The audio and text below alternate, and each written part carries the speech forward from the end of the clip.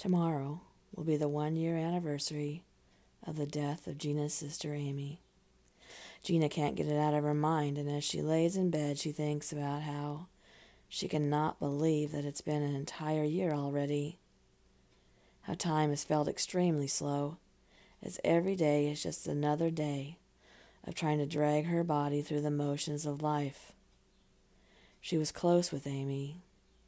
They shared a room and often stayed up talking and exchanging thoughts on what they wanted to do when they got older, who they were going to marry, Leonardo for Gina and Liam for Amy. They shared every hope and dream and fear and secret. They laughed and cried.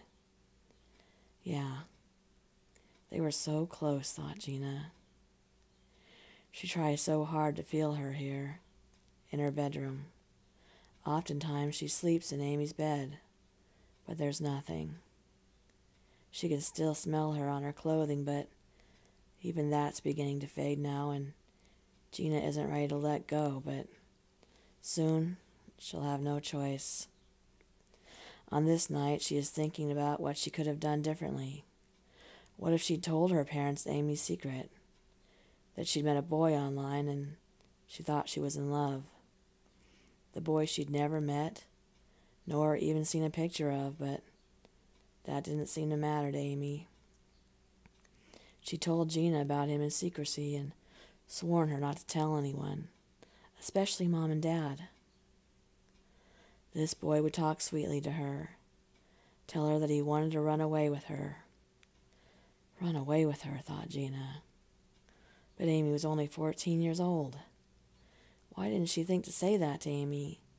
To yell at her or shake her until she understood that it was creepy, not romantic like Romeo and Juliet, and what a sad comparison that turned out to be. On the afternoon that Amy packed up, Gina did try to stop her. She did, right? I mean, what else could she do? Hold her down? Yes, she thought to herself. Yes, I should have held her down, called Mom and Dad, and had them rush home. But she thought that Amy would just come back home. Where would they go without any money? The boy was named Scott. He was 16. He had a car, and Amy thought that was just so cool. And to be honest, maybe Gina had been a little jealous. No one showed her that kind of interest. No one told her how beautiful she was and how they'd marry her and run away together. Gina didn't feel beautiful, and she supposed that Amy didn't either, until Scott began telling her that she was.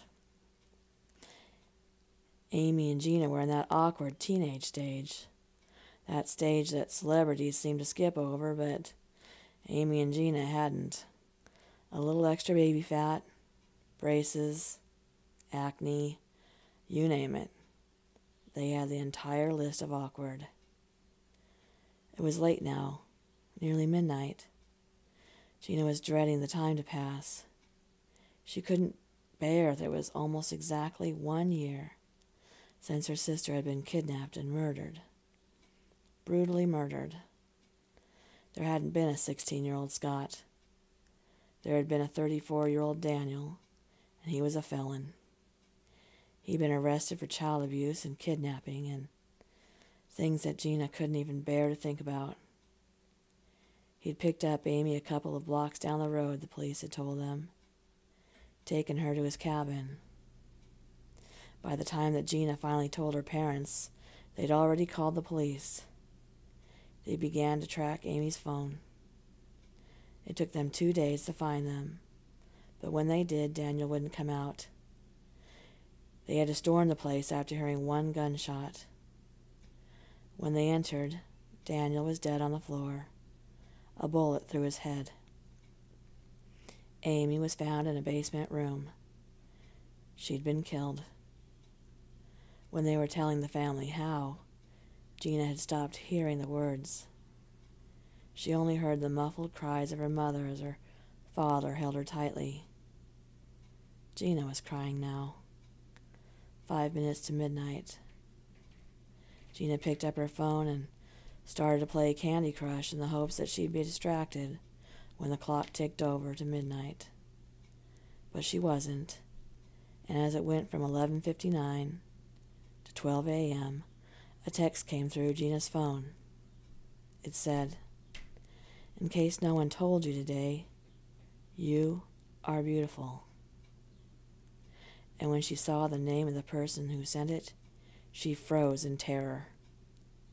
It was from Scott.